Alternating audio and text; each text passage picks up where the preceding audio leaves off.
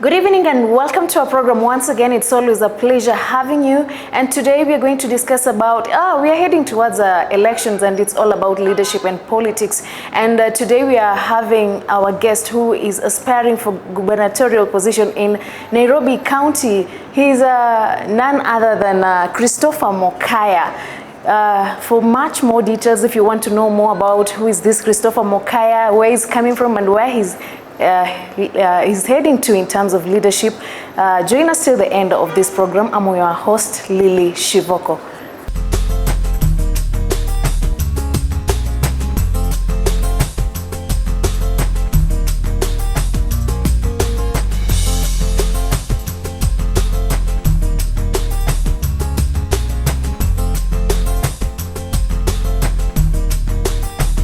And to begin our program, I'd like to give you this opportunity to introduce yourself to wananchi as we start our program. Karibu sana. Thank you. Yes. Who is Christopher Mokaya? Where is he coming from? And where is he heading to in terms of leadership? All right. Christopher Alvin Mokaya is my name. And I'm a Nairobian, and I'm proud to be Nairobian. Where I am. Right now, I am aspiring for leadership in Nairobi. I am your next governor, and basically, you are the one who will gonna determine if that is gonna happen, and this is for you. So right away, without you, I cannot be governor. So I can confidently say, like, I will be where I will be when you determine that on the 8th of August. Okay. Yeah. And in regards to leadership, how has your journey been in terms of leadership, you as a person? In terms of leadership, I was a leader when I was very young. I have been schooled in this city. I was the head boy in the Joyvilla Primary School. So that is where I can say I started leadership. Because you can't start leadership when you're old. You start leadership already down there, where you can lead your fellow pupils, students, and stuff like that. In high school, I held leadership portfolios in various clubs, in college, and also in campus. And also right now, I'm heading the Alumni Association of the African Nazarene University, of which I am a product. And we talk about character, competence, and community. That is one thing that I have taken from African Nazarene University. And now I am going to take that character, competence, and community to build the community of Nairobi to greater heights. Okay. And we interviewed you some times back. You're aspiring to become a governor. How come right now? I mean, you are vying for presidential position, and currently you are going for gubernatorial position. What transpired? What transpired is that I decided to follow the voices of the people. Being a Nairobian, when the Nairobians heard that I'm aspiring to become the president of the Republic of Kenya, they said, "Hey, you're doing this for the first time, and we have not tested your leadership in Nairobi. So you first, liberate us in Nairobi, and then we will give you a chance in 2022 to go for the presidency." And so I became humble enough, because it's not about me. If it was about me, I would have insisted, because obviously the presidency is prestigious than the governorship, and I would have insisted that I want to go for governorship and the presidency than governorship in Nairobi. But I decided to listen to the voice of the people, and so that is why I'm seeking. Okay, so according to you, it's that Kenyans wanted you to be tested first before you go to, that position of presidential. Nairobians wanted me to liberate them from the mess Kidero has created, not to be tested. In any case, I've been tested in school. It's because you said initially, people are saying. And the Alumni Association that I currently head in African Nazarene University. So I have been tested and tried. So what I want to do is to give services to Nairobians, and simple services like cleaning the neighborhoods, which goodwill Nairobians can come together and do, because they want to do that. But City Hall has failed them, and this is one of those things that really I don't know, I even lost for words because I don't know why the city is in such a mess. Yet there's someone in City Hall who is mandated by Nairobians to do that. And you can see there is an immediate urge to transform Nairobi so that because Nairobi is the capital and it's supposed to be a beacon of hope for the entire country. And I read somewhere that you're not seeking to become a politician, but rather you're seeking to become a servant leader. How will you differentiate? How can you separate the two, politics and leadership, servant leadership? Politics and servant leadership. And again, I say that I'm a product of African Nazarene University, where we talk about what the core values are: character, competence, and community. And there is a fourth one now about servant leadership. And to me, servant leadership is being able to follow the people, not for the people to follow you. So that if you follow the people, you want to listen to what they want you to do for them. Now, if you follow the people, who has the vision now? Is it the people or the leader? The people to follow? It's the people to tell you what they want for you to actualize for them. So if I sit in the boardroom with my small cabinet and county executives and we cook our solutions for Nairobians, then it will not be their city, it will not be the city of Nairobians, it will be the city of Mokaya. But the city is not Mokaya's, the city belongs to Nairobians. Maybe if you can just clarify what you mean by following the people. Following the people means that where the people want Nairobi to be, then I should help them go there. Because a leader should take the people where they want to be. If Nairobians want the city to be in a clean, pure environment, then I will lead the way to ensure that the neighborhoods are clean and that there is no rubbish around our roads, and traffic congestion is not a menace in our roads. Street children are rehabilitated.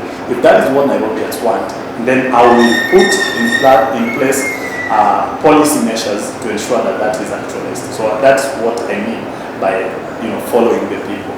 Okay. And what inspired you to go for this position? Yes. Yeah. What inspired me is the fact that I got so humbled by the fact that there are people in this world who can actualize a lot despite their shortcomings. You have even disabled people who have composed and sung the greatest hymns in history. You have people who are lacking even funds and they were poor, but they have great impact in society. There are people like Barack Obama who came from very poor backgrounds and they became the presidents of the greatest superpower on earth. Then I look at myself, I'm not so disadvantaged and I have a capable brain, and I am able, and God has blessed me with the intellect. I have been educated to university level. Now I'm about to finish my master's, and I am so endowed with leadership potential. And so I also listen to Dr. Miles Munro talk. Like the richest place on earth is the grave. And there are many people who are in that grave. If they were to come out and be, unlock their dreams, they would have been billionaires, they would have been kings, they would have presidents, and so on. And so if I said that I have this potential in me and I don't want to take it to the grave willingly, I want the whole potential in me to be exhausted. I want the whole leadership potential in me to be exhausted. If I've actualized it in primary school, in college, in campus, in the alumni association that I had, why should I not actualize it in the society? Okay. Yeah. So are you ready to, to be able to go ahead and compete against Kidero, Peter Kenneth, and the rest of the aspirants also? Miguna is there. Kidero, Peter Kenneth. What things? These what are makes people you I've think? met, and these are just names. Okay. To me, I'm already competing with them because is formalities remaining to be on the ballot, and I'm already in the race. And on social media, their supporters ask me like, "Why are you running against PK if they are sympathizing with PK?" Others, well, why are you running against Dr. Kidero if they are for Kidero? But I tell them it is a democratic right enshrined in the Constitution for a young man like Mokaya to run for office. And so why should I be afraid of a gentleman? Or maybe what separates me and them could be that they are all are way older than me, or some of them are richer than me. And, but some of them have questionable track record of where they have gotten their wealth. But for me, I'm a person of integrity. And so a person of integrity cannot fear to come and tell the public that, hey, we need to go to this direction, because Kenyans can Google my name, there's no single scandal. Okay. That is aspiring governor of Nairobi County, Mokaya Christopher. We're taking a short break. We'll be right back after a short while. Don't go far.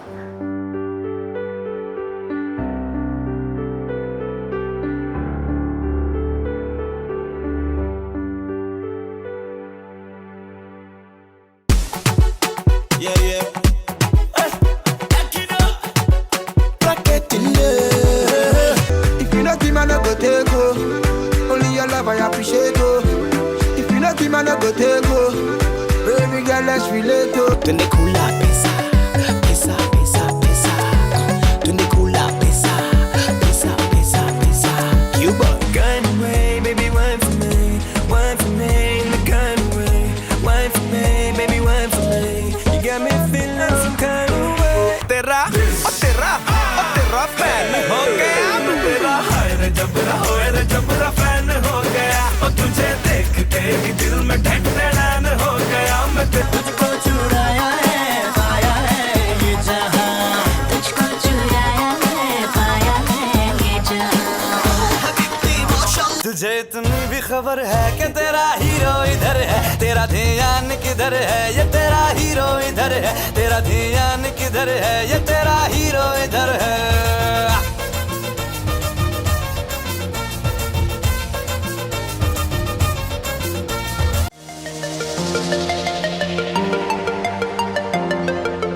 This is your show. We talk about career planning and development. People worship entrepreneurship. You look at entrepreneurs, you see them driving good cars, but it's not as easy as that. It's very prudent not to postpone your dreams. If you believe in something, go for it. They say 90% of the opportunities happen because of just showing up. Just showing up, period. If it's a tender that you're looking for, just show up, yes? There are millions of ideas out there. The ones that do and make an effort with the little resource that you have, with the empty pockets that you have. What can you do?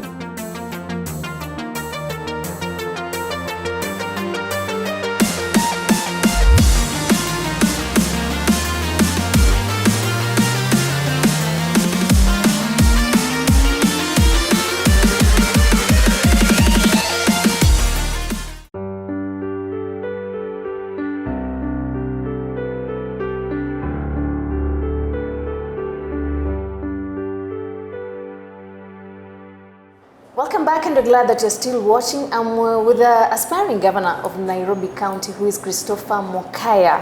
I would like you to tell us what makes you think that you're the best person to vie for this, or to get this position of gubernatorial, office. I'm the best because I am the best more than the rest. Because in terms of I am young, I have zero scandals. I've told Wananchi to Google my name because nowadays I'm very active again on social media, and my track record is in the public. You know what you will see when you go to Facebook, you'll see me attending church services, not being caught in crimes and stuff like that. You know, we need leaders who pray. How many of these leaders who are aspiring, do they actually have a track record of a spiritual life? Because you see, God gives leadership, yeah? And if God is not with the leader, then this leader is with somebody else. And so I do not want to speculate, but for me, and from the bottom of my heart, I'm a Christian, and this country needs true Christian leadership, not pretentious. You know, there are those who pretend to be Christians, but it needs true Christian leadership. In Nairobi, I worship at Nairobi Central SDA Church. I'm an Adventist and a proud one, and that one is something that, you know, you as the media also need to interrogate. When leaders come, you need to interrogate their spiritual life, because there are leaders whose spiritual life is questionable. I will not name names, but I am speaking for myself, and for me, you can get it from me 100% and go research that do I have a track record of Christianity? Yeah, because that also adds value. That is one of the issues. That because if you listen to your spiritual counselors and pastors, they help you become a person of integrity. And so another thing that makes me qualified is because I am an educator by profession. I am a trained teacher, and currently I'm in training as a business person, because I am finalizing my master's in business administration, and part of the key activities in this city is business, and so I am capable of managing the business affairs of the city.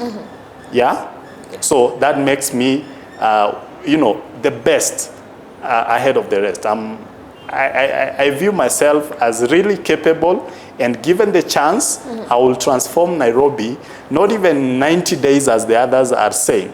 In the first 1 month, I want to transform Nairobi. You're sure? Yes. Okay, let me just ask you, we have a lot of issues to do with corruption in the country, Kenya as a whole. Yeah. How will you deal with corruption should you become the governor of Nairobi County? How are you going to tackle it? Corruption is a cancer that has, you know, eaten into our government system, our county governing system, and it takes a leader of courage and resolve to tell his staff, his county executives, his MCAs, without fear of being impeachment, because you have to take risk that, hey, if you're caught committing corruption under my watch, then you shall be given marching orders. If it is a position that is appointive, that the governor is appointing this person and this person is caught in corruption, then I will fire that person. If it is involving the county assemblies, then due procedure, I will ensure due procedure is followed and investigations done, and the due process of the law followed to ensure that corruption is not mentioned or perpetrated in Nairobi. And legislation, the county assemblies are empowered to do legislation. So I will ensure through the MCAs that I will be working with that a motion is sponsored to make it a corrupt and very expensive affair to engage in corruption. And I will assent to that bill so that it becomes law in the county. Okay. Yes.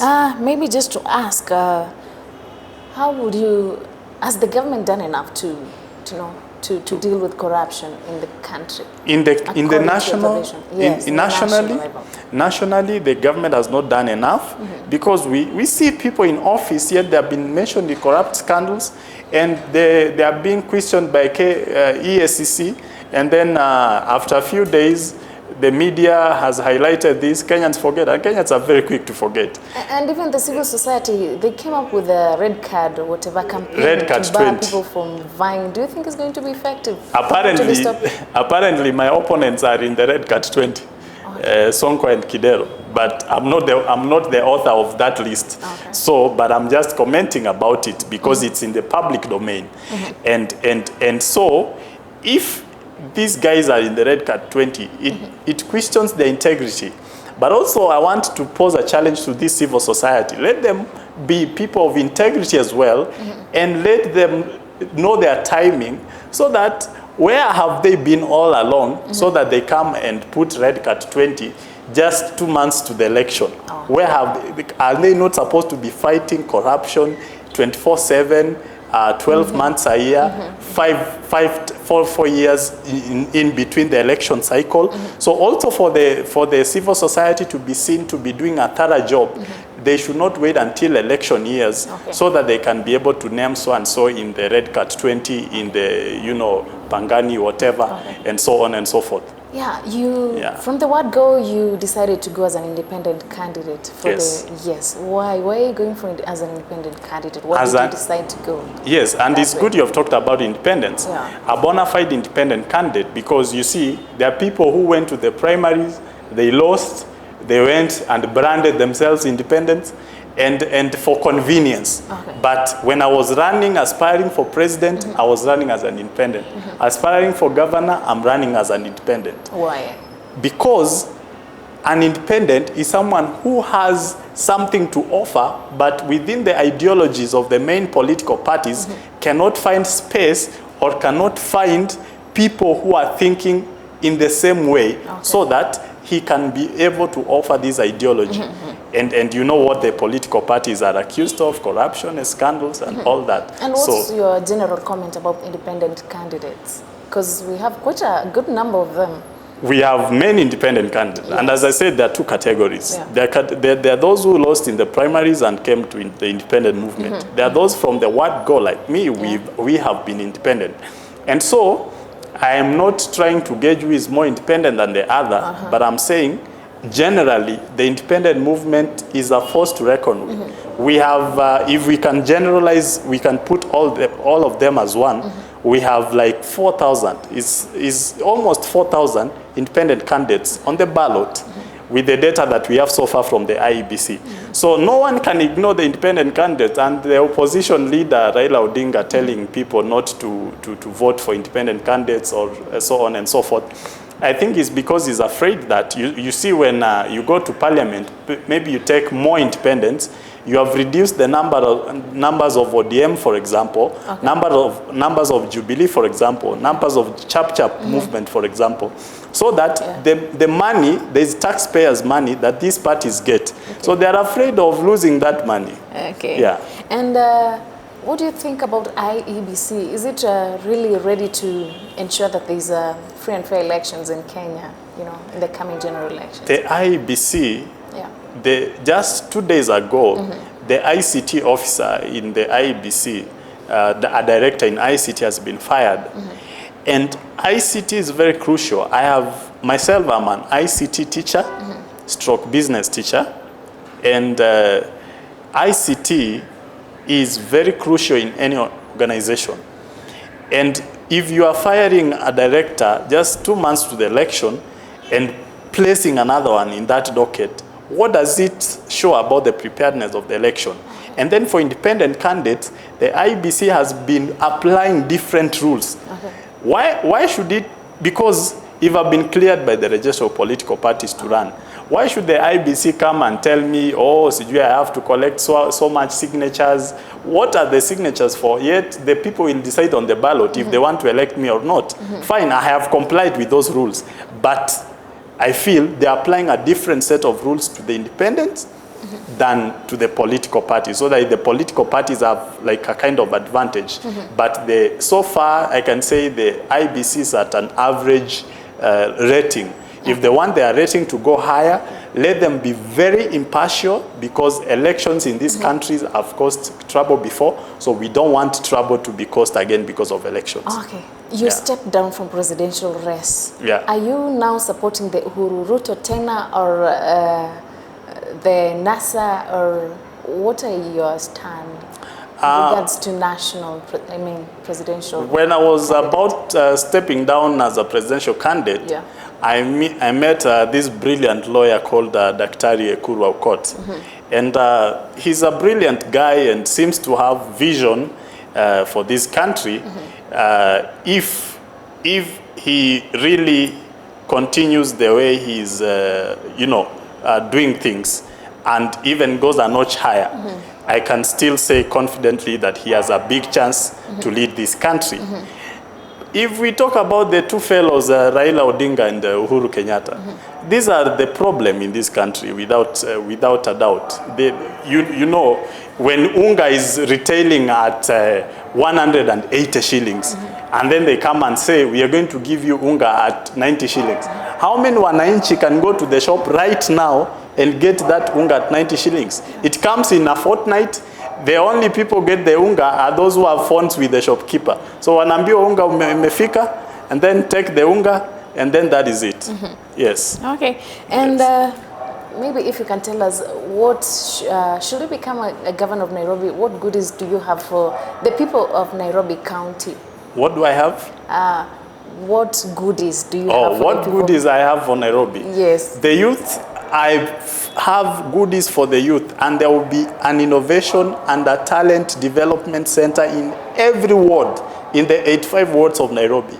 I'll go out of my way because I feel passionate about impact to my fellow youth. The youth in Nairobi right now are being shot down by the police left, right, and center. And we have parents who are clapping for the police for shooting their young children. Teenagers are being gunned down in Kayole.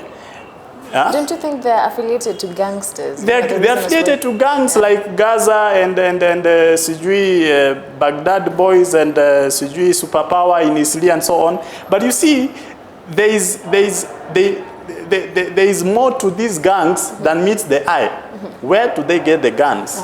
Where do they get the funding and so on? So there are big people, even in the government, who are funding these gangs. And so we are, you know, without batting an eye, we have to be a nation of integrity. We have to protect our teenagers. We can't be shooting our teenagers and pretending that all is right. Parents have failed in their role, and the government is failing in their role. And the rogue police officers who lend out their guns for crime purposes should be tracked down and brought to justice. Yeah. And we are wrapping up the program. Yeah. Maybe I give you this opportunity for you to give wananchi a final word as we end the program. All right. So, Nairobians, am I allowed to speak in Swahili? Yes, that's the camera. So, Nairobi, unajua Nairobi, kwa lugha ya Nairobi, wacha nisiongee kimombo sana. Ninahitaji kura yenu na kura ya mavijana, sababu mimi ni kijana, mimi ni boy, nimegrow mtaani Eastlands, nimeona hizo shida zote, na kama singekuwa mtu wa integrity singekuwa nimefika mahali nimefika saa hii.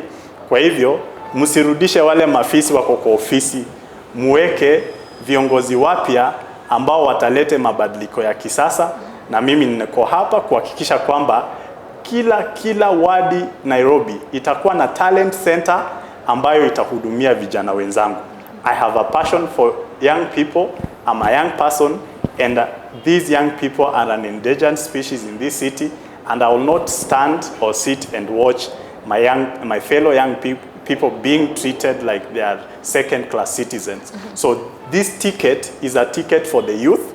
Vote a young person, a vibrant young man, kijana bora, jiji bora.